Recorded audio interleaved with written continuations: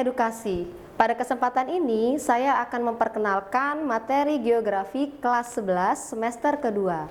Kompetensi dasar 3.1 dan 4.1. Lalu, indikator pencapaian kognitifnya ada 3.5.1 sampai dengan 3.5.7 dan pencapaian kompetensi psikomotornya ada 4.5.1 sampai dengan 4.5.3. Nah, baiklah, materi tentang antroposfer ini bisa kita lihat pengertiannya ada di layar.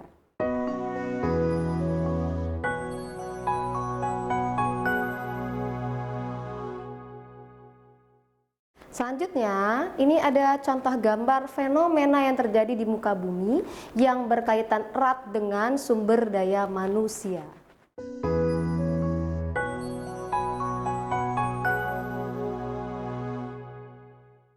Yuk, mari kita simak bagaimana tentang dinamika penduduk. Ya, dinamika penduduk itu berkaitan dengan faktor alamiah dan non-alamiah. Faktor alamiahnya ada kelahiran, natalitas, kematian, mortalitas, dan migrasi atau perpindahan penduduk.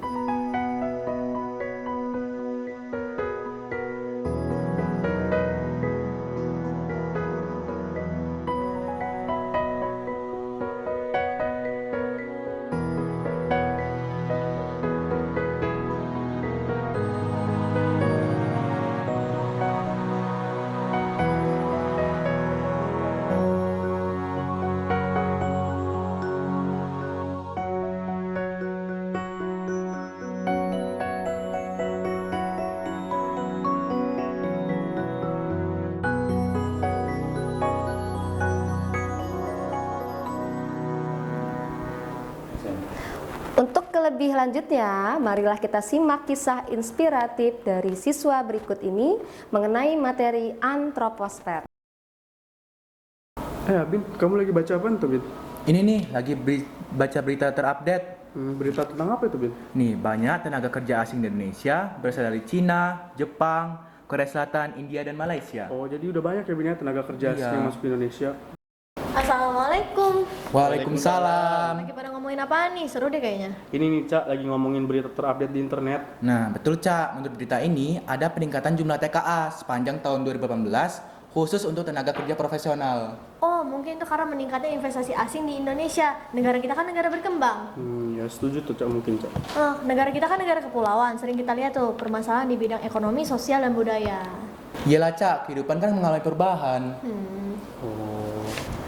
Wah, kalian lagi kumpul di sini nih. Ibu boleh gabung nggak? Boleh dong, Bu. Oke, lagi bahas apa? Kok seru benar? Ini, Bu, kita lagi bahas tentang negara Indonesia yang sekarang mengalami kepadatan penduduk. Itu namanya dinamika penduduk. Oh, dinamika penduduk ya, Bu? Itu Ya. apa ya, Bu, dinamika penduduk? Saya. Oke, Bintang duluan. Nah, dinamika penduduk adalah bertambah dan berkurangnya jumlah penduduk dari satu waktu ke waktu dalam satu wilayah.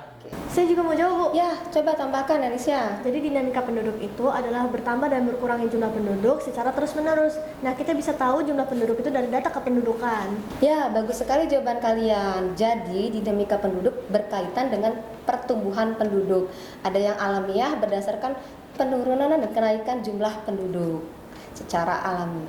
Iya Bu, betul juga ada pertumbuhan penduduk total akibat selisih jumlah kelahiran, kematian, dan migrasi. Oke, baiklah, Ibu akan berikan tugas tentang dinamika penduduk, kelahiran, kematian, dan migrasi. Setelah istirahat, akan Ibu bahas kembali.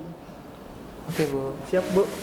Cak, maksudnya natalitas, mortalitas, sama migrasi itu maksudnya apa sih? Jadi gini loh, natalitas itu adalah angka kelahiran. Nah, kalau mortalitas itu adalah angka kematian. Nah, kalau migrasi itu adalah perpindahan yang bersifat menetap. Paham kan? Paham sih, Cak. Gitu ya. Nanti kalau bingung. Nah, bagaimana? Sudah selesai belum tugas yang Ibu berikan tadi sebelum istirahat? Udah selesai Bu. Oke. Tapi saya mau nanya Bu, faktor apa aja penyebab dinamika penduduk Bu? Dinamika penduduk itu banyak faktornya. Kamu bisa amati di sekeliling tempat tinggalmu, seperti peristiwa kelahiran bayi, kematian penduduk, kemudian penduduk yang pindah dari satu tempat ke tempat lainnya. Jadi saya ngerti nih, Bu, yang pronatalitas itu berarti faktornya antara lain pernikahan di usia muda, terus ada lagi anggapan banyak anak banyak rezeki, dan yang terakhir sifat alami manusia yang ingin melanjutkan keturunan. Iya benar. Nah, ada juga promortalitas. Nah, contohnya ada bencana alam, ada gizi buruk, dan sarana dan prasarana kesehatan tidak memadai. Ada juga loh antinatalitas seperti program KB, pembatasan usia minimum pernikahan, dan kemajuan di bidang iptek obat-obatan. Nah, ada satu lagi, anti mortalitas, yaitu adanya pengetahuan di bidang kedokteran, tenaga medis yang semakin berkompeten, terbebasnya dari peperangan suatu negara. Oh, tapi kayaknya itu masih ada satu lagi Bu, yaitu yang migrasi. Oh, oke. Ada lagi migrasi itu faktor pendorongnya anggapan bahwa bisa bekerja di tempat yang lebih baik dengan pendapatan yang lebih maksimal. Yang kedua itu bisa bertambahnya taraf pendidikan seseorang di suatu wilayah di tempat lain. Ya, jawaban kalian bagus semua. Ada lagi nggak yang mau berargumen? Saya Bu, tentang Ya. dampak dari migrasi. Jadi, yang pertama semakin sulitnya mendapatkan hasil dari bidang pertanian di daerah asal. Ya. Nah, yang kedua semakin sulitnya mendapatkan lapangan pekerjaan di daerah Oke. asal dan sebagainya. Oke, bagus. Oh iya Bu, ini Bu, saya masih ada satu pertanyaan lagi. Jika dinamika penduduk itu dapat menghitung jumlah kepadatan penduduk di negara Ya. Indonesia, apakah bisa jumlah kepadatan penduduk di negara Indonesia itu dapat diprediksi di masa yang akan mendatang? Ada yang mau jawab pertanyaan dari Pandu? Ya, Saya Bu, Bintang. bisa Ndu pakai proyeksi. Proyeksi merupakan perhitungan jumlah penduduk berdasarkan umur dan jenis kelamin di masa yang akan datang, berdasarkan natalitas, mortalitas, dan migrasi. Nah, ada satu lagi. Jadi bisa juga diperoleh proyeksi penduduk berdasarkan data sensus penduduk yang terakhir di tahun 2010. Nah, gimana? Sudah paham belum? Udah. Oke, karena waktunya sudah menunjukkan Ibu akan pindah ke kelas lain. Nah, Ibu tinggalkan ya kalian ya. Iya Bu. Oh iya Cak. Jadi kesimpulannya itu gimana sih Cak? Jadi gini loh, perkembangan jumlah penduduk yang tinggi kalau nggak diikuti dengan pertumbuhan ekonomi yang seimbang, maka akan berakibat pada kualitas sumber daya manusia yang rendah. Jadi maka dari itu, semua rencana pembangunan pemerintahan itu memerlukan proyeksi penduduk untuk memperbaiki ekonomi sosial rakyatnya. Jadi gitu ya Cak ya? Udah. Oh iya, guru berikutnya masih lama masih masuknya? Kayaknya masih lama deh. Masih lama ya. Udah yuk, ke perpus aja kita yuk. Yaudah yuk. Yuk, perpus. Berikut ini ada data kependudukan berdasarkan hasil proyeksi penduduk dan dipercaya dari data sensus penduduk tahun 2010. Berikut ini adalah gambar piramida penduduk.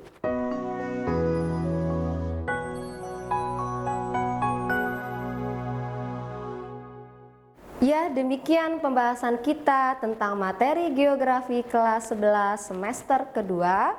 Sampai berjumpa kembali di video pembelajaran geografi berikutnya.